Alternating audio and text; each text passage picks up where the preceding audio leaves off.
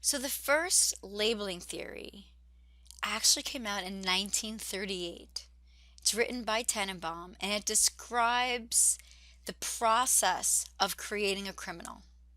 His theory is known as the dramatization of evil. He describes in his theory that youth are surrounded by criminal influences. The process of becoming a criminal is linked to being given a delinquent status and receiving a formal punishment. So this is the process. The first step in this process is defining the behavior as delinquent or criminal. So if you can imagine this happening in a classroom where a teacher identifies a certain kid as acting delinquently. The next step is identifying the individual and tagging that individual as deviant, delinquent, or criminal. So the teacher calling out the student would be an example. The next step is we segregate those individuals who have been identified and tagged with a delinquent, deviant, or criminal behavior. This happens pretty naturally. So if you think about this in a classroom, the teacher could tell the student to sit in the corner. It could tell it to kick the student out of the classroom entirely, or perhaps that student eventually ends up going to a different school, a school where there are other children who engage in similar behaviors. The next step is emphasizing behaviors and differences. So in this step, you could imagine the child sitting in the corner and all of the kids staring at the child and identifying how they are different and better than the delinquent, deviant, or criminal child. Because we are emphasizing that child's differences from our own, and because we have segregated this child, we make this labeled person, this labeled child, feel self-conscious. So eventually that child will accept the label. So you can think about this too when it comes to like the class clown, right? The kid gets identified as the class clown, and so the students in many ways expect the child to act like the class clown. And so the child lives up to that expectation. The same thing with a delinquent, deviant, or criminal. They've been segregated, tagged, identified. What makes them different has been emphasized. So they are going to feel self-conscious. They accept that label, and they are now going to act as the criminal, delinquent, deviant that everyone expects. This is basically a self-fulfilling prophecy. Now, the one criticism that Tannenbaum received regarding his dramatization of evil theory has to do with the acceptance of the label. Many people are labeled as deviant. Many people are labeled as delinquent, and many are labeled as criminal. But all do not accept that label. For some, the label does not actually stick. And so that leads to the next theory, Lemert's theory of primary and secondary deviance. So Lemert then explains how many engage in deviant behavior, but only some accrue the label and maintain that label. He identifies two types of deviance. The first is primary deviance. Primary deviance is essentially the first deviant act. And he argues that there are many reasons why this could have happened. It could have been biological, psychological, social, a variety of factors. When that happens and no reaction occurs or very minimal reactions occur, or the reaction is very weak, such as like an angry neighbor, then the deviation is only seen as peripheral to that individual's identity. It is not the sole defining characteristic of that individual.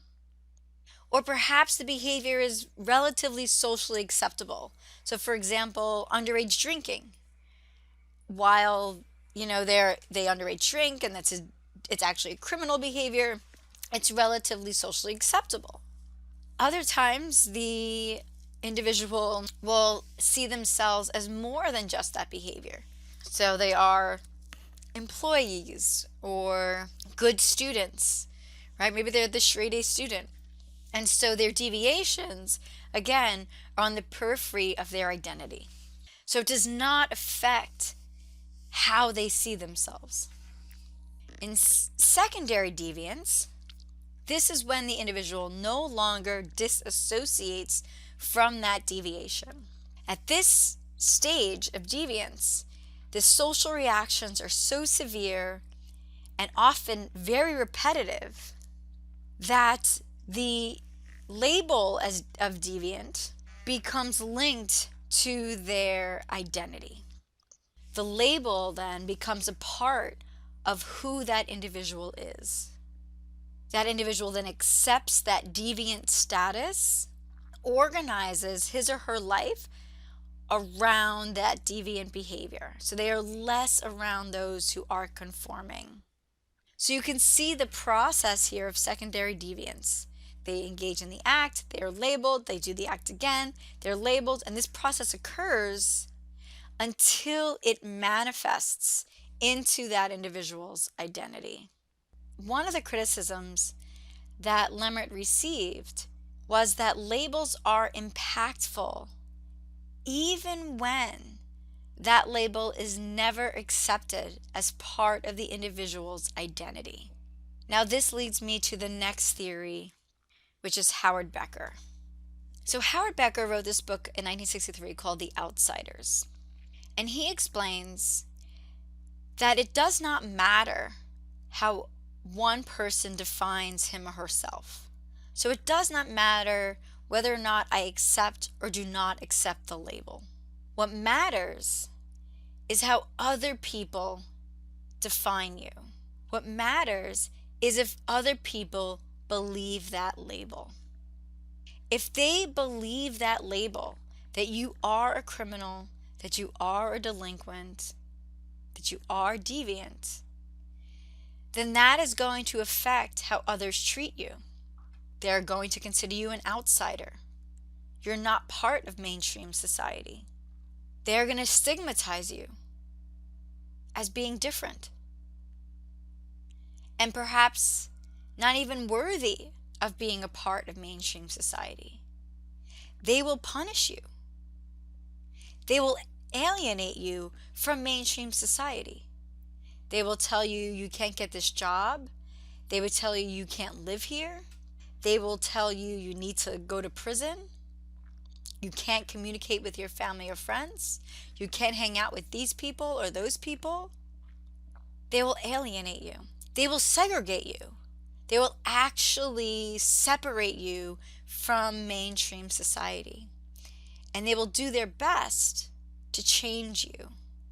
And often this is through the process of institutionalization, through the process of incarceration, being on probation, or being on parole. So some form of criminal justice sanction.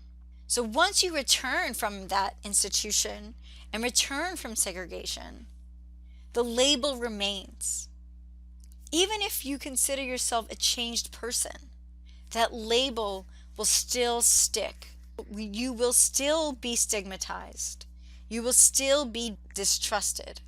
I mean, think about this when an ex-offender, so someone who has committed their crime, served their time, and is now trying to integrate into society. Every time that individual is pulled over by a police officer, that individual is distrusted and stigmatized. That police officer will interact very differently with that individual. So the result is minimal, if any, hopes for integration. It's harder to get a job, as you know. Job applications often ask about previous criminal history. So there's still a stigma around the crime that you've committed, regardless of the length of time between when you committed that crime and the day you're applying for that job. It's harder to get married. I mean, being an ex-con is really not something you put on your Match.com site. And since you've been segregated, you have been cut off from your conventional bonds. These individuals, however, become much harder to control.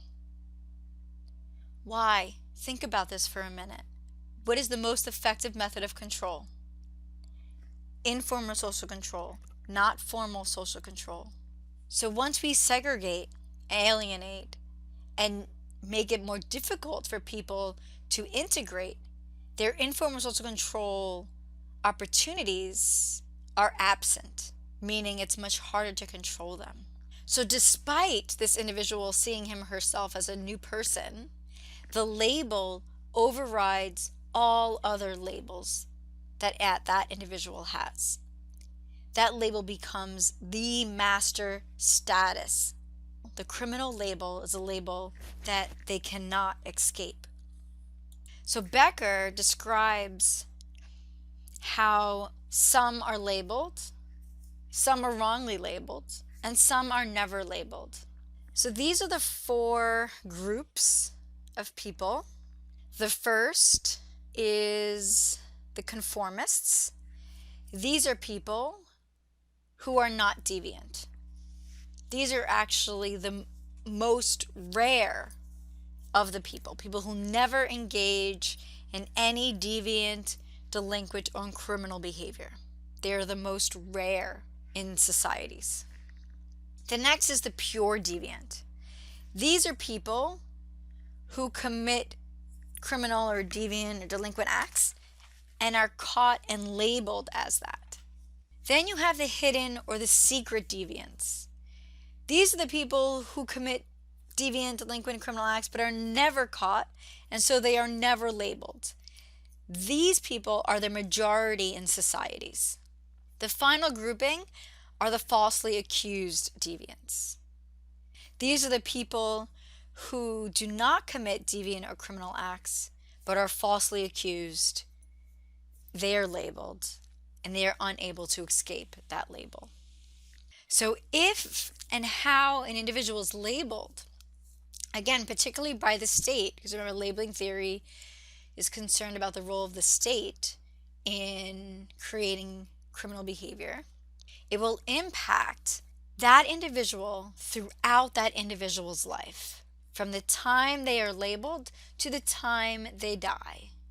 At every step in their life, that label is going to stick with them, despite how the individual sees him or herself. So again, Becker criticizes Tannenbaum and even criticizes Lemert and says it doesn't matter whether or not the individual accepts the label, because how other people define that individual will have a much greater impact on the life opportunities of the individual than that individual could ever have. So the policy implications for labeling theory. If state intervention, as per labeling theory, causes crime, then the goal is to limit those state interventions. So labeling theorists' policies are the following 4: decriminalization, diversion, due process, and deinstitutionalization. Decriminalization is the removal of a conduct from the scope of criminal law. So there are many examples currently here. Marijuana is a really good example. Many states decriminalized marijuana in the 1970s. Gambling is another example. The next policy is diversion.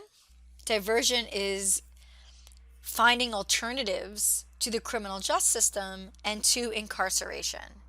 So diverting drug offenders from incarceration to a drug or substance abuse program. Requiring offenders, instead of going to prison, to maybe have home incarceration or sentenced to probation. The collateral consequence of diversion, however, has been a widening of the net of state control. With the addition of diversion programs, the state now had a wider reach of control over a variety of behaviors. So prior to diversion programs, certain offenses would have received a simple slap on the wrist. With a diversion program, certain offenses would have received a slap on the wrist because they did not warrant a form of incarceration. But with diversion programs such as probation, that individual for committing that offense can now be sentenced to probation. And that is the net widening effect. The next policy is due process. Due process is ensuring that offenders are provided with the needed protections against state abuse of discretion. So essentially, you want to afford all the possible legal protections to offenders. One example of a due process policy has been the shift away from judge discretion. Providing mandatory sentencing or determinate sentencing limited a judge's discretion.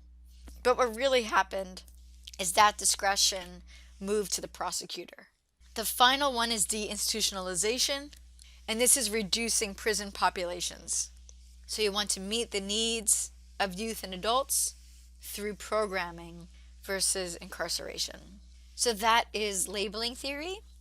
The next few lectures are going to discuss modern labeling theory, and the first one is Sherman's theory. If you have any questions on the theories we just covered, you know how to reach me. It's important for you to know how Lemert addressed the criticisms of Tannenbaum and how Becker addressed the criticisms of Lemert.